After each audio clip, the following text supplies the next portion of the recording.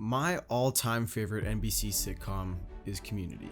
Notorious for going over budget, so many episodes of Community were shot like they were an entire movie. In fact, many episodes of Community were directed by the Russo brothers. You may know them for their work on projects like, two of the top grossing movies of all time. And while the constant genre flipping and creative out-of-the-box production of Community certainly made it special, to this day it is the characters that keep me coming back to the show. And that is why I can say with confidence that my favorite episode of Community is not one in which there are constant special effects or cinematic angles. Actually, most of the episode is filmed in just one room. The episode I'm talking about is Advanced Dungeons and Dragons. So we just gonna ignore that hate crime, huh? I'm a dark elf or a drow. Shouldn't you be wearing armor or something? I'm an elf, not a nerd. One day, Dan Harmon, the creator of the show, who you might also know as a co-creator of Rick and Morty, brought a crate of his old Dungeons and Dragons book into his writer's room and plopped it on the table, begging his staff to help him write a story involving the famed tabletop game. And what they came up with was actually pretty brilliant. How do you make a D&D session compelling? The idea of the Fat Neil thing, that was you guys, and I was so proud because it was such a great idea. See, for any story to be interesting, there has to be some sort of stakes. The writer's solution? They introduce a character with declining mental health and imply that his Dungeons and Dragons game with the study group has the potential to influence whether he chooses to continue living or not. And when Jeff's fake interest resulted in Neil giving Jeff all his books explaining he wouldn't need them anymore. It sounds dark, I know, but this is how they figured out how to make the outcome of a tabletop game actually compelling. Now, it was actually kind of risky to try to get the audience to care about a character that they had never seen before and had no reason to care about. But, in my opinion, they do a great job of making you care about Fat Neil from the beginning through the narration of his backstory.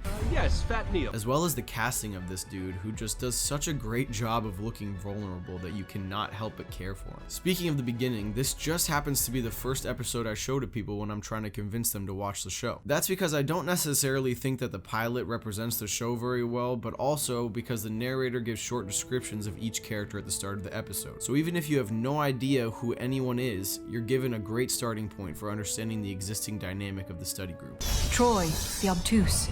Shirley, the cloying. Abed, the undiagnosable. Britta, the needlessly defiant.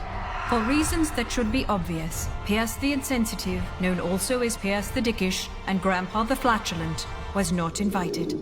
If I'm a new viewer, I can watch this and in 15 seconds I already know that Annie is a recovering head case, Troy is dopey, Shirley is overly nice, Abed is weird, Britta sucks, and Pierce is a dick. The show constantly satirizes different film and TV styles too, so the use of a narrator to set the stage is new, but not surprising to the returning viewer of the show. And, most importantly, it allows the writers to get the audience to care about Fat Neil as early on in the episode as they can, which works in their favor as it makes the conflict more compelling. After this intro, the entire episode is filmed in one location, but the writing, cinematography, and sound design all give the episode a much more expansive feel. And as they described themselves walking, so did Abed confirm they walked. I walk with them. The writing is well paced and helps to further flesh out the dynamic of the group as each group member delivers lines that further their characterization. One might think that the lack of visual effects in this episode would make it easier to direct, but I disagree. If anything, the static location and characters probably provided a greater challenge to Russo, as he had to figure out a way to film the episode in a way that was still visually appealing. When the game starts, the shots are very simple and stationary, but as the game goes on and the stakes elevate, Russo makes the shots more dynamic as he incorporates more and more camera movement. The first time the camera really moves is when Pierce shows up, and the camera ominously dollies toward him. This is significant because Pierce's introduction to the scene further threatens Neil, as well as the success of the game, raising the stakes and making the game more and more real.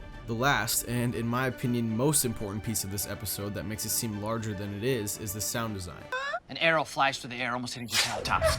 6 goblins are running towards you from the tree line, drawing daggers. Oh! I attacked them using my additional notes. It has no effect. With every action in the game, there's a corresponding sound effect. It really helps the viewer visualize the scenarios the characters are describing, and obviously the score does a great job of impacting the tone each scene is going for as well. Now, despite all of this brilliance when it came to the production of the episode, its intense focus on the characters is what makes me love it so much. Each character gets their moment to shine and deliver funny lines that reflect who they are as a character. Britta. I want to know why these goblins are attacking us. Maybe these woods are their rightful land, and from their perspective, You're the AT&T of people. I take my throwing knife and throw it knife style.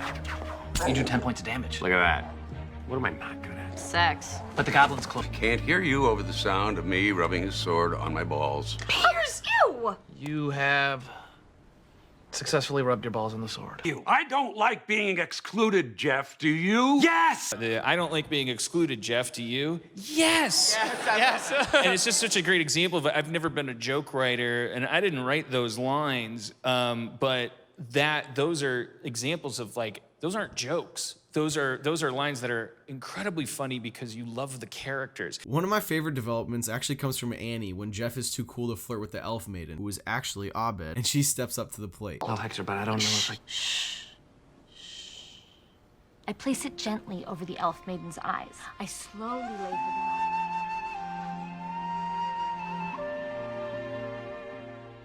This was a fun subversion of our expectations and gave more depth to Annie's character. Her willingness to partake proved how deeply she cares for the good of the group, while at the same time revealing to the audience that she is not as innocent and preppy as she might seem. Plus, Troy starts taking notes as she describes her sex with a maiden, and it never fails to make me laugh out loud. Okay, great. I stroke her hair lovingly and spoon her for the appropriate amount of time before leaving. How long is that? I love that during that part of the episode, I got to just improvise a long sex scene with Danny's, like, elf maiden. Yeah.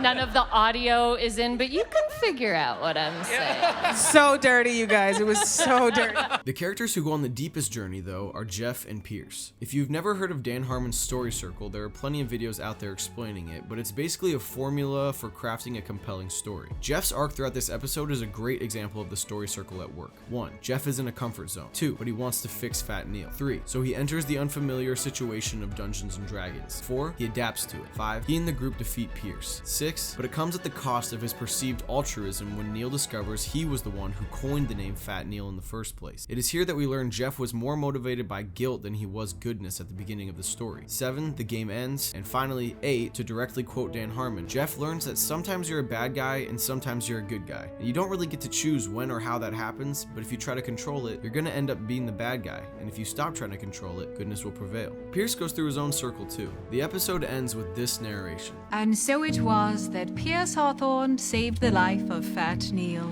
while learning very, very little. Good night. This is funny and pokes at Pierce's character, but I don't necessarily agree with it. There's a short exchange just before this narration that actually does imply that maybe, just maybe, Pierce did learn something after all. Hey, that was the best game I ever played in my life. Don't mention it. Want to play again next week? Maybe. Okay.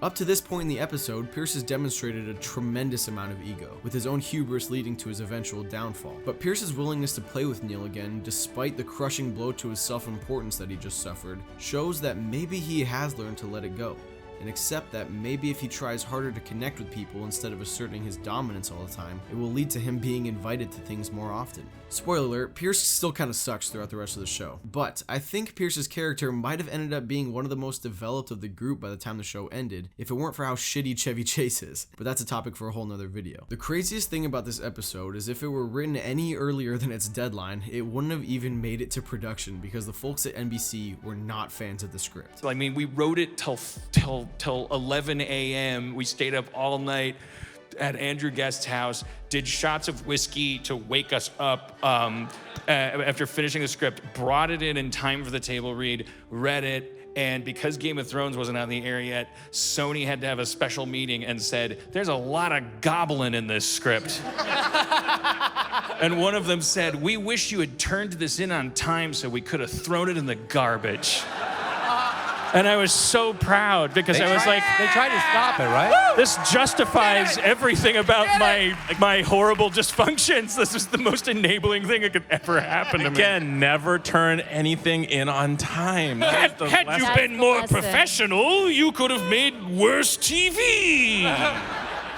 I love Dan Harmon. So there you have it, why this episode keeps me coming back and why its rewatchability is just so great. I focused a lot on the structure because I didn't want this to be a video of me just repeating jokes that were already made in the episode, but this seriously is some of the funniest and quick-witted humor I've ever seen. So if you've never seen the episode, please make plans to do so. I promise you won't regret it. And if you have seen the episode, go watch it again, but with someone who has never seen the show. You'll laugh harder with them because they're experiencing the humor for the first time, but hopefully now, if I've done a good enough job, you'll have a deeper respect for the thought and time that went into making it. Thanks so much for watching.